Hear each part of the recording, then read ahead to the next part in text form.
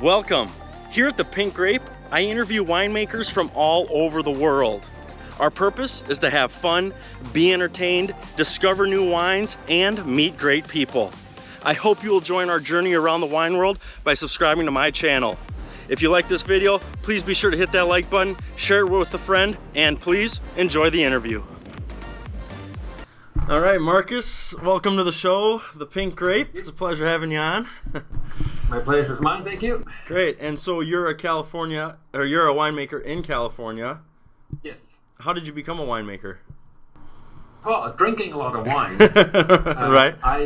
My original job was in the tour industry, travel and tourism. Okay. And so I did travel a lot over my past years, and a lot of stops were wine country stops. And I was lucky enough that I was able to meet a lot of people in South Africa, here in the US, but also in New Zealand, Australia, and of course in Europe. Oh, very nice. Travel has brought me around the world, and passion just grown from then on. Sure. Well, it's a good industry to be in if you like traveling, right? I mean, winemaking especially is just a global industry, and I mean, have you traveled and made wine in other countries or regions? I did study viticulture in Australia. Oh, okay. So I was in Perth, in the Swan Valley, for a season, and had hands dirty on there. Oh, yeah. I moved to California. Oh, okay. So Australia, California, very nice. Right, and then some vineyard work in Switzerland, of course, where I'm from. Oh, is that where you're from? Okay. Yeah. All right, very nice. And what's because Switzerland, they make wine. I've seen only the pictures, and it looks really, really pretty, especially around the lake there you guys have. What's kind of like the difference between wine in Switzerland compared to wine in California? What's kind of the differences you see? Well, if you have from the growing perspective, it's definitely the climate is completely different. Okay. You have the majority of the whites on the northern part of Switzerland, and then the south side is covering mainly the red varietals from the temperature wise. So it's definitely a cool climate. Versus here in California, based on the experience that we get our grapes ripe no matter what. Oh, sure. It's simply the matter when do you want to pick and when is the right moment to pick. So I think that's one of the big benefits we have over here, especially in the Central Valley where Lodi is. Sure. That the ripening process is fairly given, and for us is really where's the quality control, and at what point actually do we pick the grapes at the perfect ripeness. Sure. Okay. And I mean, also, the differences between Switzerland and California, I mean, culturally, what's kind of different about the two from your perspective? I mean, because you got the old world, Europe, and then California, which is definitely a little newer. What's kind of the differences there, and is there any difference? Does that have an impact on the wine in any way? Right. America, a lot of things is much easier. So making wine here in the wine country is the most normal thing in the world. Oh, right. In Switzerland, it's not really. There is wine country, but very little. Sure. It's often family businesses and not a wide covered industry. So it's a much easier way of making wine. There's much more grapes available. Probably a much better price point. Okay. So therefore, over here in Lodi especially, you can experiment a lot. That's a lot of what my wines are about, experiments. Versus then in Switzerland, there's probably a lot of money for the small amount of grapes available you have to pay. And so therefore, there goes a little bit less experimental direction. It's a very cool industry over here, and it's the most normal thing to talk about wine over here. It's great. Oh, yeah. Switzerland is all about money, banks, watches, and cheese, right? Yeah, right. Well, the first topic what comes up. Yeah, that's true. Well, I've made wine in Germany and in France, just working harvests, and I have noticed that the governments really do have a majority of the say on what you can do, especially as a winemaker. So if you're coming from a certain appellation, like Bordeaux even, you can't just go and create any type of wine you want, right? You got to kind of follow the history and the traditions. As to where in California, you really don't, and that's what it comes down to, that experimental aspect that you get. And when you're a winemaker, being a winemaker is also like being an artist, they say. It's like artist-scientist mix. So it's nice to be able to explore and try different things like you can in California, as opposed to other places in the world. Right. I mean, I'm sure the rules and regulations are a little bit stricter in Europe. Right. Yeah. And, but I see similarities. Like the market is quite saturated. Let's look at Germany, right? Okay. The Mosel or the Rheingau region. Yeah. There's a lot of producers on a very small acreage or a very small mile. The Mosel is 120 miles long, and there's over 5,000 producers. And you have the same over here a little bit, that the land is fairly inexpensive, especially in certain parts of California. And so it sounds a good industry to wine planting grapes, right? Okay, sure, yeah. Yep, very nice. And so you also said you made some wine in Australia, just below Perth? The city of Perth? Actually north, 20 minutes north of Perth is the Swan Valley. Oh, okay. Making wine, this was my internship there, my studies were there, and it was very interesting to see firsthand how that's going over there. Fairly primitive, very rural, and but super interesting in grapes and in flavor profile, how things are really different and hands-on, and still a lot of pride involved, and that's what really what caught me, that these guys are in the back door of Perth. Nobody knows them. Everybody goes to the Margaret River, and they try to prove a point over there that, hey, just 20 minutes north of Perth, you can actually try some fantastic Shiraz. And they had an uphill battle. I think Swan Valley by now is a little more known, but still never ever what Margaret River is. Really, yeah. And Perth, I think, is the most isolated metropolitan city on Earth, meaning it's the furthest city from all the other cities in the world. So, what is it like being in the most isolated city on Earth, making wine? Let me put it this way: that it's 20 minutes northeast or south, it's red dirt. And you almost feel like you're lost somewhere. You're within a metropole. The city itself is totally European. Okay. Pretty spot on. Nightclubs and everything is there. Really nice city life. Sure. Winemaking again was the majority of the winemaking is focused south in the Margaret River on the ocean side, going in there as well a little bit. But the north, there's really not much. So you travel an hour or an hour and a half north, all you see is red dirt and kangaroos. Oh. So it's kind of, you feel awkwardly separated from everything else. Sure. You will never imagine how big that country is. Just to getting from one side to the other takes you 6-7 hours by plane, and there's a lot of dirt in between and nothing there. Yeah. But it's a beauty in itself. Yeah. You also find a little bit the underdevelopment side, that you look, Australia is in drought several years, being an island, right? Yeah, It's kind of wow. You're 100 yards, or even just a half a mile or a mile away from the ocean, and you have no water. Crazy. Which is really interesting, but that's really there was the fact that was 15 years ago when you still had the same problems. Yeah. Wow. Yeah. Very interesting stuff. Yeah, that's actually one of the places I'm hoping to maybe do a harvest is over. I was actually thinking Margaret River, just because, I hear so much more about it. But, yeah, but I like the idea of being so far away, especially if it's only for a couple of months, just to see what it's like. And I'm sure it's not so hectic, of living, just more relaxed, just making wine. And they got nice beaches over there here, too, so that's kind of... motivating me. I think that's the everybody thinks that's real Australia, that you're sitting on the beach 5 days a week. Just hang out and surf. Yeah. If you don't surf, that's one thing, right? If you're really on the water and in the water surfing, that's great. Yeah. But I think you get Margaret River. It has commercialized in the past. Oh, sure. And so if you're looking for more the family-owned, more hands-on, you probably have to almost look a little bit outside on the smaller producer side versus these big giant ones. And the Swan Valley itself, you know, you have city Perth in your backyard, basically from the valley. So within 20 minutes, you can actually live in the city. Oh. There's a lot of things going on. Where Margaret River is fairly a small town. Yeah. And so definitely less happening than in the big city Perth. Okay.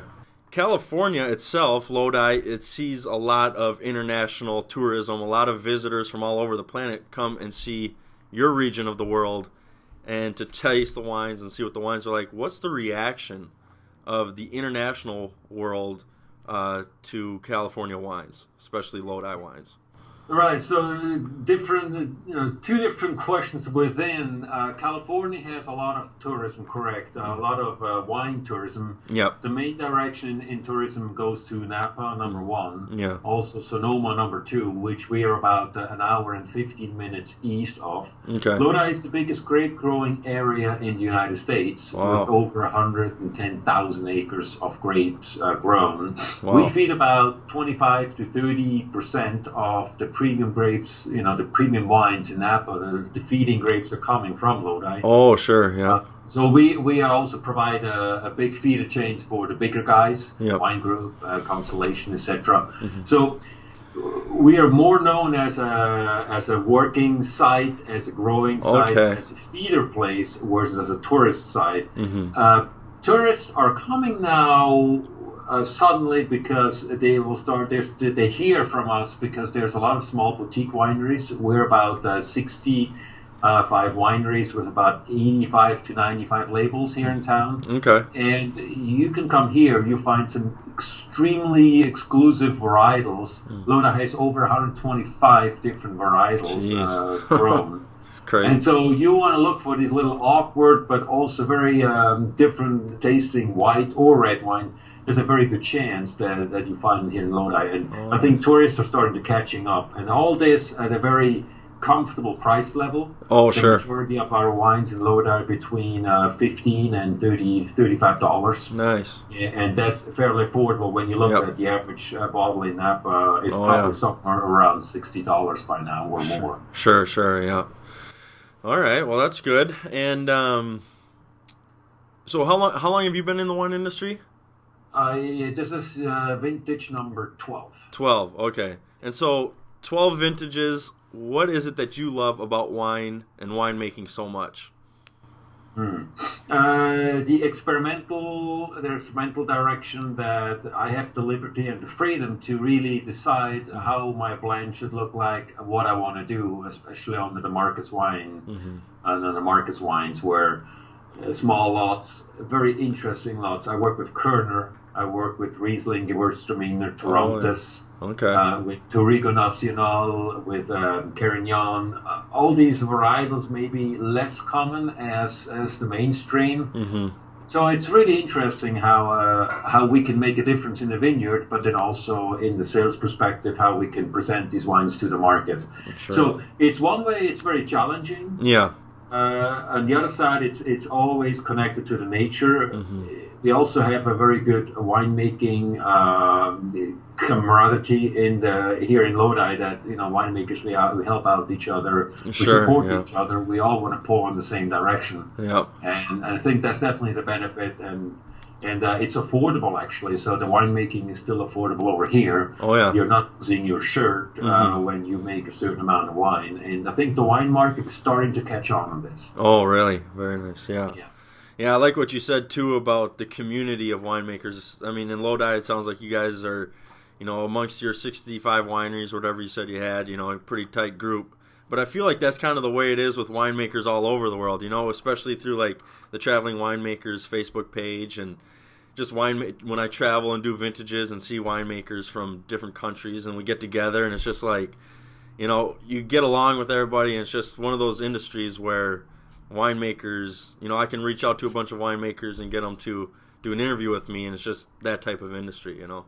Right. I think it also has to do with certain ages. I think the younger crew is a little bit more willing to experiment, to combine things, to help out each other, to pull all in one direction. Where once it was a farmland, it was farming, and everybody had his block to farm, and that's all they worked about was their own. Sure. And now I think it's just much more camaraderie in it. Yep, I agree. All right, so from being in the wine industry, what's kind of your favorite personal story from your 12 vintages? What's your favorite memory from making wine, or just being in your travels and making wine? What's your favorite story? Yeah, I think wherever you go, wherever I travel, wherever I go, you create memories, you create stories. Wine connects to people. It's interesting how a perspective of a region or of a wine bottle or of a wine label can change when you know more of the details. And I'm always surprised when we get a lot of visitors here when we start to explain why we're doing things, explain them also, a little bit more the background in wine is also a business.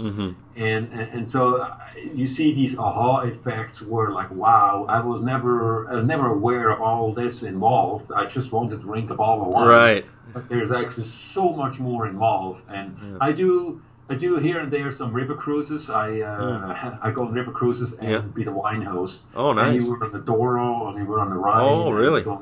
Danube. I mean, absolutely beautiful wine country. Yep. And to see through the eyes of the customer that there's actually other wine regions than just the one we're living in. Yeah, right. Mind-blowing how they changed their minds and how, they only thought, well, we just made wine here, and that's the only thing I ever want to drink. Yeah. But it's interesting how people change their minds once they get confronted with these different wines. Right. And people. Yep. And it's a really good point, because even myself being in the wine industry, having worked as a winemaker and being in the industry for 10 years, even my appreciation level rises when I go to a particular winery and physically see the vineyard and the wine and meet the winemaker. It's still, even as somebody who's been in the industry, still I get that effect where all of a sudden if I go to a new region, my appreciation level rises, and all of a sudden I have a greater respect for a wine that, had I just seen it in the grocery store and bought it and drank it at home, now I have a whole new vision on that wine, and now I have a lot more appreciation for it. So it's a really good point. I think we all are opinionated. Yeah. We all believe that, I don't like sweet wines, or I don't like wines from Europe, or I don't like this or that. We're heavy opinionated, especially in a negative sense. Sure. And once you have the opportunity to talk about it and taste it and actually explain why or how, what's the purpose, where does that fit into the market, people really start to wake up and see, actually, you know what, I think everything has a place somewhere. Sure. Yep. And so that's, I think, one of the biggest. Even you have the very big places, the very big wineries like Gallo, where, if you really look a little bit deeper and on their business model, it actually makes sense. Sure. So, it's understanding. I think that's what in a lot of places it's missing. Yeah. And that's appreciated when I go to the Douro Valley, when I really understand their purpose, their passion, their love behind wine, and they're so proud of what they're doing. Yeah.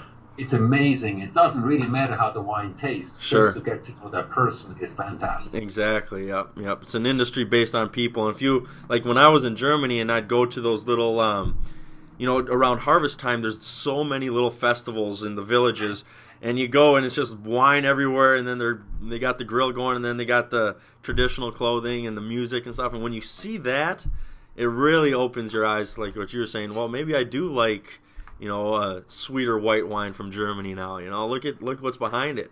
And it's interesting. It's not even about the product. It's really about the connection you made through the bottle of wine. Mm-hmm. That was one thing I took away when I was on the Rhine. That was my first river cruise. Okay. And the concept behind this is you go with your wine club. Mm-hmm. But the wine club can be all over the place. They can be all over the USA. You get members, they come in because I've been shipping wine to them, but maybe met them once. Right. And it's amazing to see 50, 60, 70 people come together based on that one bottle of wine. Right. We made, and we share on the dinner table. Yep. And that was good enough to spend a certain amount of money and travel the world just to be with other people who have the same interests. Sure. So wine connects. Wine is really a good talking point. Yeah. But also it's a very big sea of knowledge out there. So if the interest is there, you can talk hours about wine. So Yeah. And to that point too, it's like, you know, I get asked what's my favorite wine. Well, when I really think about it, it's more about the wine that I had in like a really good moment. Like if I'm like, you know, in Germany, yeah, now I'm with 10 people from 10 different countries. We're all living under the same roof to work a harvest. We've never met before. We go to the grocery store and buy a $10 bottle of wine, and we share it and laugh and get to know each other. Well, that in a sense was kind of the best wine, because look at the setting and the people I was with when I had it, as opposed to if I went and bought a $1,000 bottle of wine and went to my apartment by myself with a candle and drank it. You know, so there's more to it than just the taste and everything. It's like what you were saying, what's behind it. So, right, so you can pull out that bottle from your shelf behind you, and you have a story to it. Exactly. It's not just that wine bottle, it's actually the memory which relays up when you open and look at it. 100%. Yeah, well Priceless. said. It's well said. Priceless. Yep. Great. Well, let's stay in touch, and we'll talk soon. All right. Thank you. Thanks, Marcus. Yeah, you too. Appreciate it. I hope you enjoyed this week's interview with a winemaker. Be sure to tune in next week as I'll be interviewing another winemaker. I hope you will join our journey around the wine world by subscribing to this channel. Be sure to like this video and share it with a friend. We'll see you next week. Thank you.